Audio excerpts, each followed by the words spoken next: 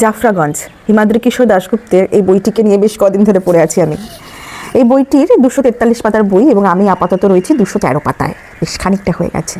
এই বইটি পড়তে একটু সময় লাগলো, তার বেশ কিছু কারণ আছে। অবশ্যই এটি একটি ইতিহাস পরিপ্রেক্ষিত বই, তো ইতিহাস পরিপ্রেক্ষিত বই সবসময় যে খুব একটা বেশ জমজমাট হবে তা নয়, একটু তো ইতিহাসের মানে কথাবার্তা থাকবে।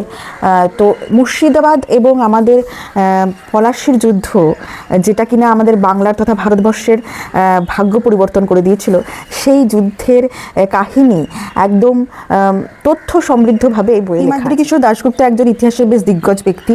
উনি নিজে ইতিহাসে এমএ করেছেন, তাছাড়া নালন্দা এবং হাওয়ার্ড বিশ্ববিদ্যালয় থেকেও ইতিহাস নিয়ে বিভিন্ন ইতিহাসের পাঠ নিয়ে পড়াশোনা করেছেন।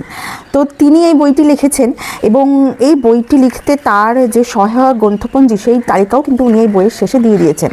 সেই উপন্যাসের সহায়ক গ্রন্থপঞ্জির সংখ্যা হচ্ছে প্রায় 31টি, যেটার নাম উনি অলরেডি উল্লেখ করেছেন। তাহলে বুঝতেই পারছেন যে বইটাতে বেশ ভালোই তথ্য রয়েছে, এবং তথ্য রয়েছে বলেই আসলে আমি এই বইটা টাইম লাগলেও ছেড়ে যেতে পারছি না। মানে আমার পড়তে ইচ্ছা করছে এবং জানতে ইচ্ছা করছে যে ঠিক কী হয়েছিল বা কী ঘটেছিল। দেখুন, যেটা ঘটে গেছে সেটা আমি তো নিজের চোখের সামনে, লেখকের লেখনীর ছোঁয়ায় হয়তো আমরা পৌঁছে যাচ্ছি সেই পলাশির যুদ্ধ প্রান্তরে। এবং শুধু তাই নয়, পলাশির যুদ্ধ হওয়ার পর কিন্তু বাংলার সিংহাসন 5 রাতের জন্য শূন্য ছিল। বাংলার শূন্য সিংহাসনের 5 রাত, মানে পলাশির প্রান্তরে সিরাজউদ্দৌলা হার মেনে পালিয়ে যাওয়ার পরেও সঙ্গে সঙ্গে কিন্তু রবার্ট ক্লাইভ বা ইংরেজ ইস্ট ইন্ডিয়া কোম্পানি বাংলার সিংহাসনে বসার জন্য কোনো নবাব নির্বাচন করতে পারেননি। এতটাই একটা জটিল এবং মানে রাজনীতিতে ভরে গেছিল মুর্শিদাবাদ তথা আমাদের বাংলার সিংহাসনকে নিয়ে জড়িয়ে থাকা বিভিন্ন মানুষজন। তো তার মধ্যে যার নামটা আমরা জানি এবং যাদের নাম আমরা জানি না, সেইটাই এখানে এই বই থেকে আমি জানতে পেরেছি। যার নামটা আমরা জানি সেটা সবাই জানেন, বিশ্বাসঘাতক মীর জাফর।